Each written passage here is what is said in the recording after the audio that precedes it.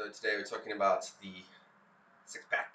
Everyone thinks that this is the pinnacle and the beacon and the highest state you can achieve when it comes to being fit. Everyone thinks if you got a six-pack, you're super fit and blah. No, doesn't mean anything. You can have a six-pack and be unfit. You can have a six-pack and be weak. Really, having a six-pack just means that you have some muscles, which all of us have, because if you didn't have these muscles, you'd be flopping all over the place. That's what keeps your body upright. And you have a low body fat percentage, so you can actually see the muscles.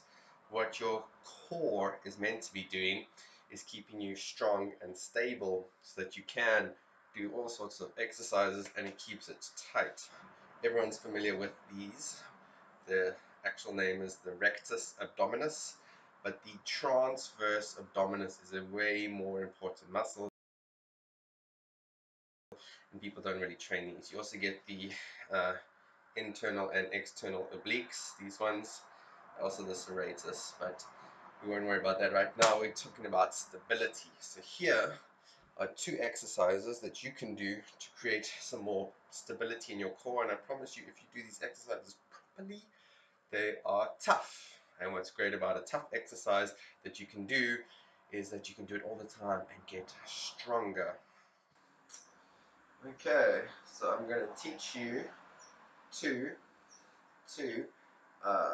core stability training, strengthening, enhancing movements. And so when we train the core, it's very important to know how to activate your core and how to breathe. If you're not breathing properly, if you're holding your breath, you're not really training it, because to engage all your muscles and breathe fully is quite a challenge. So really that's what we're learning to do. And so the first exercise, we get into a tabletop position, and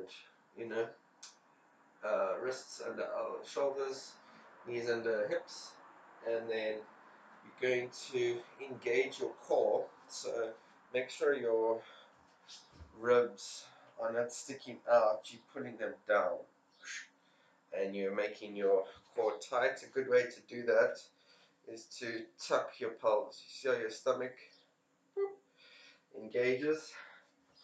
So here we go.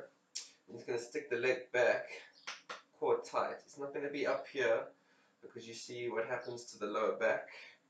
So just there, and then the opposite arm is going to go out, but not straight. It's slightly to the left, to the 45-degree angle, and you're just going to hold that for 10 seconds. 9, 8, 7, 6, 5, 4, 3, 2, 1.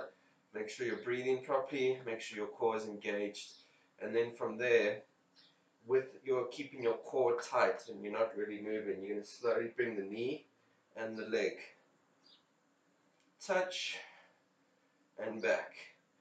9, 8, 7, 6, 5, 4, 3, 2, 1. Boop. And there you go. And so that's quite tough if you do it properly, and so your mind really has to be focusing on your stomach, keeping it tight, breathing fully or as fully as you can, and controlling that movement. And so that's a functional core exercise. The other one that we do is, so lying down on your back, you're going to pull your ribs in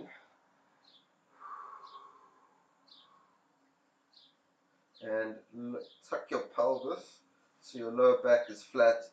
You can put your arm, you don't want any space, no space, no space. Put your arm there to feel, pull your ribs in, helps to blow your air out.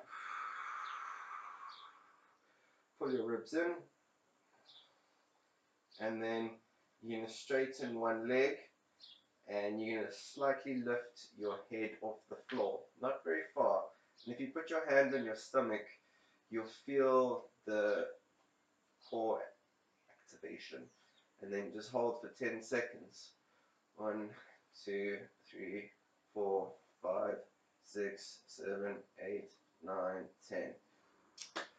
And if you do those properly, it's quite a challenge. And so a nice way to do this is to do 10 reps on each side, 10 repetitions, holding for 10 seconds, holding for 10 seconds, touching knee to elbow, and you no rest between each side, and then a minute to a minute and a half to 2 minutes of rest between each exercise. And then just do as many as you can. If you do it properly, power.